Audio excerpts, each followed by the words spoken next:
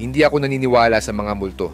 Kahit nakaliwat kanan ng mga kwento tungkol sa lumang banyo sa likod ng gusali namin, iniisip ko na puro kalokohan lang yun.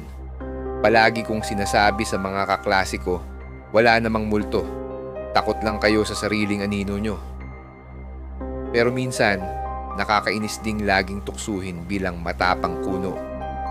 Kaya isang gabi nagpasya akong patunayan na wala ngang katotohanan ng mga kwento. Hindi ko alam na ang desisyon kong iyon ang magpapabago sa paniniwala ko habang buhay. Inabot ako ng gabi sa eskwelahan dahil sa isang project. Naiwan ako sa silid-aralan habang nagsiuwian na ang lahat ng kaklase ko. Tahimik na ang buong campus at ako na lang ang tao roon. Maya-maya, naramdaman kong kailangan kong mag-CR. Agad akong pumunta sa malapit na banyo, pero sarado na ito. Napilitan akong magtungo sa lumang banyo sa likod ng gusali, ang kinatatakutan ng lahat. Napangiti ako habang papunta roon. Bakit ba takot na takot sila dito? CR lang naman, sabi ko sa sarili ko. Pagdating ko sa pinto, agad akong nakaramdam ng kakaibang lamig. Para bang may malamig na hangin na bumalot sa akin. Hindi ko na lang pinansin at binuksan ang pinto. Sa loob, naamoy ko agad ang luma. Ang pinaghalong amoy ng nabubulok na kahoy at basa. Basa rin ang sahig at bukas lahat ng gripo. Ang tamad ng janitor, sabi ko ng pabiro, habang sinasara ang mga gripo. Pero nang isara ko ang huling gripo, may narinig akong mahina, parang hikbi. May tao ba dyan? Tanong ko, pero walang sumagot. Nagpatuloy ako sa isa sa mga cubicle pero habang nasa loob, naririnig ko ang mahihinang yabag. Una, mabagal. Sunod, tila pabilis ng pabilis. Nanlamig ang buong katawan ko. Sinubukan kong magsalita. Hoy, kung sino ka man, tigilan mo na ako. Ngunit walang sagot. Nang lumabas ako, biglang tumigil ang lahat ng tunog. Tahimik na tahimik. Pero nang tumingin ako sa salamin, nanlaki ang mga mata ko. May bata. Nakatayo siya sa likuran ko. Maputla ang muka, duguan ng puting damit, at mahaba ang buhok na parang hindi nasuklay kailanman. Hindi siya gumagalaw, nakatitig lang siya sa akin pero bigla siyang umusog.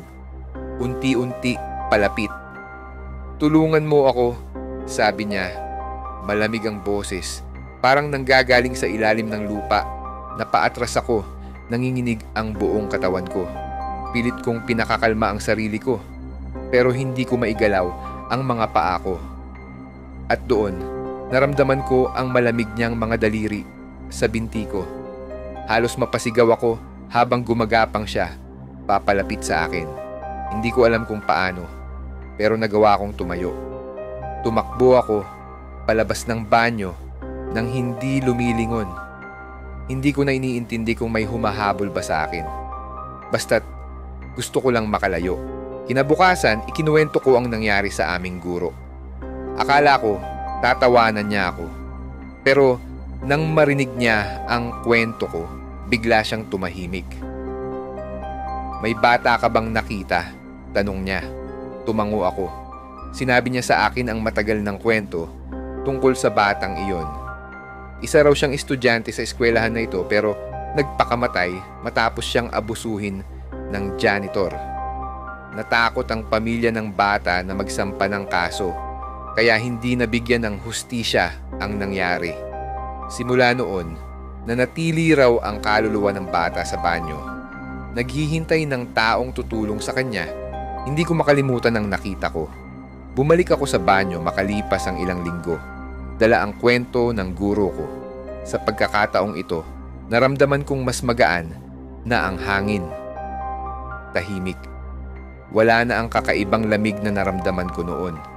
Habang palabas ako, tila may narinig akong mahina, mapayapang tinig. Salamat. Simula noon, parang natigil na ang kwento tungkol sa banyo. Pero sabi ng iba, tuwing gabi ng kabilugan ng buwan, maririnig mo pa rin ang mahihinang hikbi. At kung tumingin ka sa salamin ng masyadong matagal, baka makita mo siya nakatayo sa likuran mo.